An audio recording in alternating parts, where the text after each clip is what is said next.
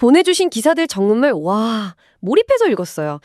읽는 내내 그래서 그랬구나 하는 부분도 있었고 한편으로는 또 아니 그래서 지금 뭘 어쩌겠다는 거야 싶어서 좀 답답하기도 하더라고요. 그렇죠.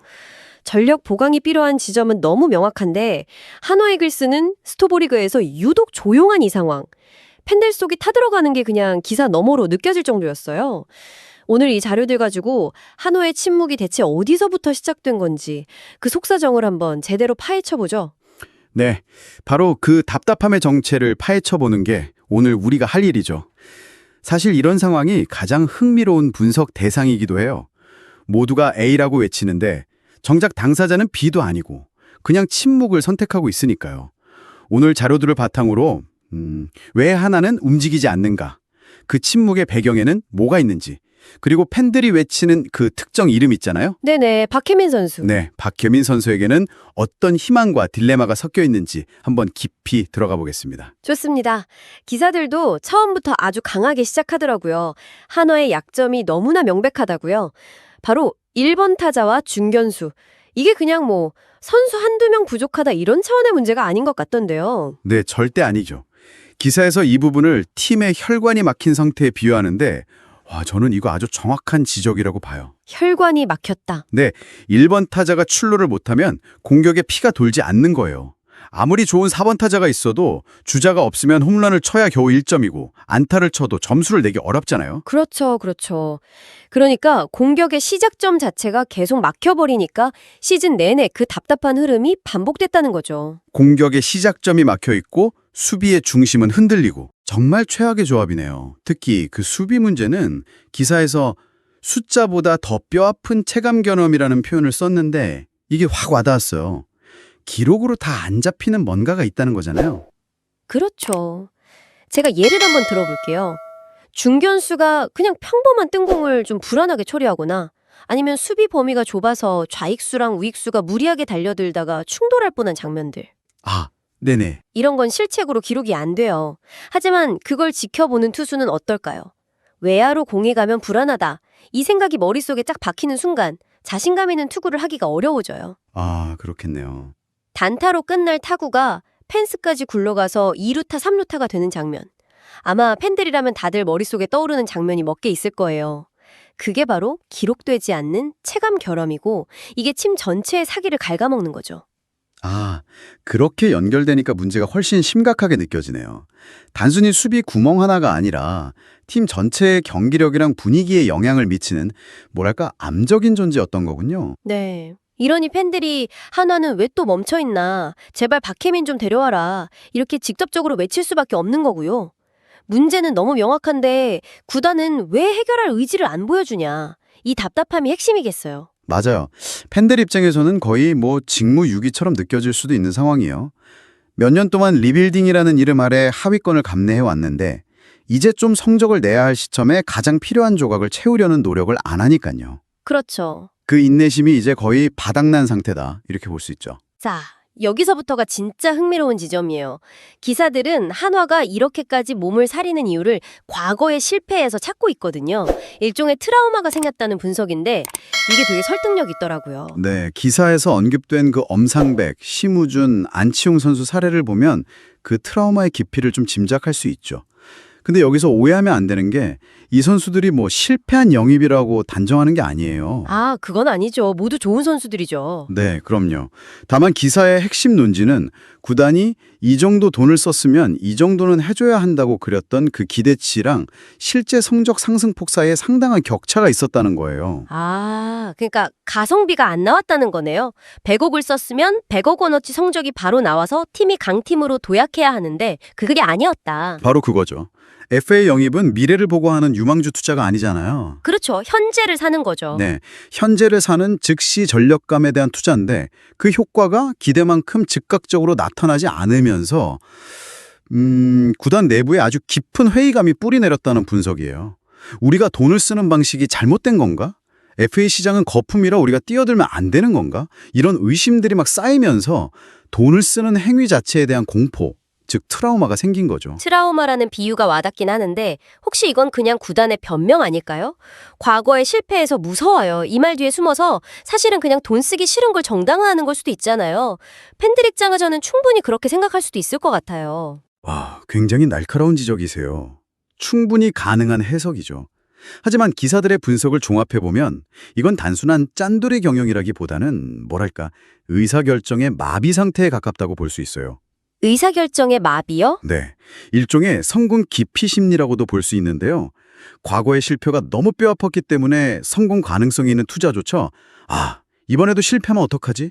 이 불안감 때문에 시도조차 못하는 거예요. 이건 비단 스포츠 구단뿐만 아니라 큰 실패를 겪은 많은 조직에서 공통적으로 나타나는 의사결정의 함정이기도 합니다. 와, 성공 기피라니.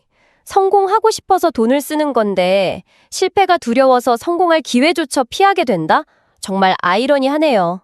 결국 과거의 실패의 발목이 잡혀서 현재의 문제를 방치하는 악순환에 빠진 거군요. 그렇죠. 그리고 기사들은 바로 그 지점에서 경고하고 있어요. 과거의 실패로부터 교훈을 얻는 건 중요하지만 그 실패에 매몰돼서 현재의 기회를 놓치는 것. 그게 바로 더 큰 실패라고요. 그럼요. 구단이 그렇게 과거에 얽매여서 벌벌 떨고 있는 사이에 답답한 팬들은 이미 구체적인 해결책까지 제시하고 있잖아요. 기사들에서 공통적으로 언급되는 이름, 바로 박혜민 선수요. 왜 이렇게 많은 팬들이 약속이라도 한 듯이 박혜민을 외치는 걸까요? 그건 박혜민 선수가 지금 하나가 겪고 있는 문제들을 거의 족집게 거해처럼 해결해 줄 수 있는 선수기 때문이에요. 기사 내용을 종합해서 보면 크게 4가지로 요약할 수 있습니다. 첫째, 아까 말한 수비 불안. 네. KBO 리그 최고의 중견수 수비력을 가진 선수니까 이 문제는 그냥 영입 즉시 해결된다고 봐도 무방하죠. 둘째, 경험. 젊은 선수들이 많은 하나에 포스트 시즌 같은 큰 무대 경험이 풍부한 베테랑이 중심을 잡아주는 효과는 기록 이상의 가치가 있고요. 그리고 가장 핵심적인 문제였던 공격의 시작점, 즉 테이블 세터 문제도 해결이 가능하고요. 맞습니다. 그게 3번째와 4번째 이유죠. 뛰어난 주루 능력과 1번 타자 역할 수행 능력. 단순히 발만 빠른 게 아니라 투수를 흔들고 한 베이스를 더 훔쳐내는 그 센스는 팀 공격에 활력을 불어넣거든요. 그렇죠. 그리고 꾸준히 출루해서 공격에 물꼬를 터주는 리드오프. 이 4가지, 즉 수비, 경험, 주루, 리드오프 역할을 모두 상위권 수준으로 해낼 수 있는 선수는 리그 전체를 봐도 정말 손에 꼽아요. 하나 입장에서는 가려운 곳을 한 번에 긁어줄 수 있는 만능 연고 같은 존재인 거죠. 와, 4가지를 다 갖춘 건 정말 매력적인데 근데 반대로 생각하면 그중 한두 가지라도 삐걱거리기 시작하면 리스크가 더 커지는 거 아닐까요? 특히 이제 30대 중반을 향해 가는 나이를 생각하면요. 맞아요. 구단 입장에선 거의 올인하는 느낌이라 더 무서울 것 같아요. 과거의 트라우마도 있는데 또다시 베테랑 선수에게 4년 이상의 장기 계약을 안겨주는 게 쉬운 결정은 아닐 테니까요. 정확해요. 바로 그게 구단이 처한 딜레마의 핵심이죠.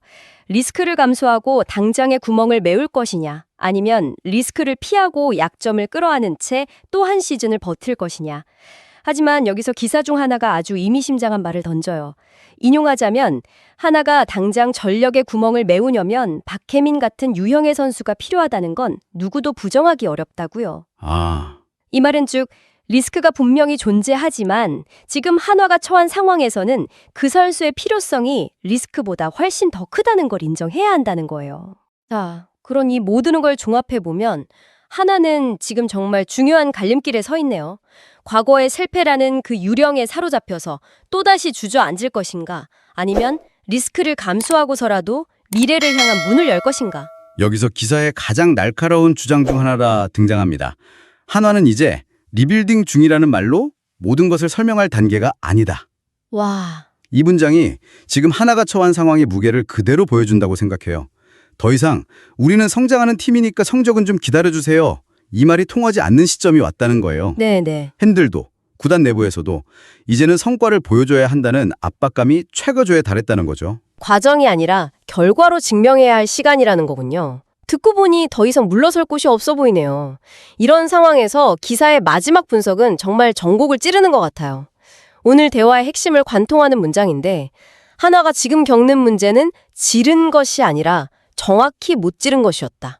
이 문장이 정말 많은 생각을 하게 만들더라고요. 네, 그 문장이야말로 이번 분석의 결론이라고 할 수 있죠. 정확히 지른다는 게 뭘까요? 이건 단순히 돈을 많이 쓴다는 의미가 아니에요. 그렇죠. 우리 팀이 앞으로 어떤 방향으로 나아갈 것인지, 어떤 색깔의 야구를 할 것인지에 대한 명확한 비전을 먼저 세우고 그 비전을 실현시켜줄 핵심 인물이 누구인지 정확히 타겟팅해서 그 선수에게는 과감하게 투자하는 전략적 판단을 의미하는 거죠.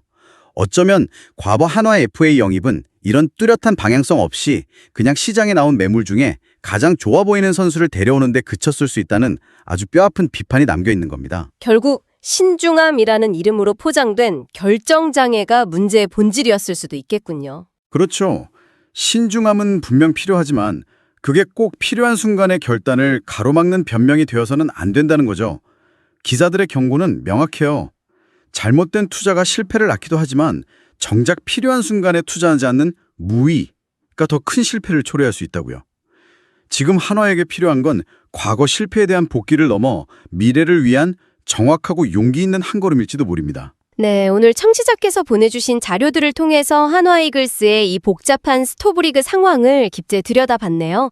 과거 FA 투자의 트라우마가 어떻게 현재의 발목을 잡고 있는지, 그리고 팬들이 왜 그토록 박혜민 선수를 외치는지 그 딜레마의 핵심을 짚어본 것 같습니다. 여기서 기사의 핵심 논의를 한 단계 더 발전시켜서 청취자분께 마지막 질문을 던져보고 싶어요. 기사는 한화의 문제가 정확히 투자하지 못한 것에 있다고 지적했지 않아요? 만약 당신이 이 구단의 의사결정권자라면 이 정확한 투자를 무엇으로 정의하시겠어요? 단순히 1번 타자, 중견수 같은 통계적인 약점을 메우는 선수를 영입하는 것일까요? 아니면 어느 정도의 리스크를 감수하더라도 수년 동안 팀에 만연했던 패배의식이나 무기력한 분위기 자체를 뒤흔들 수 있는 그런 게임 체인저를 영입하는 것일까요? 어쩌면 정확한 투자란 단순히 전력의 공백을 메우는 것을 넘어 팀의 문화와 DNA 자체를 바꾸는 투자를 의미하는 건 아닐까요? 한번 깊이 생각해 볼 만한 질문인 것 같습니다.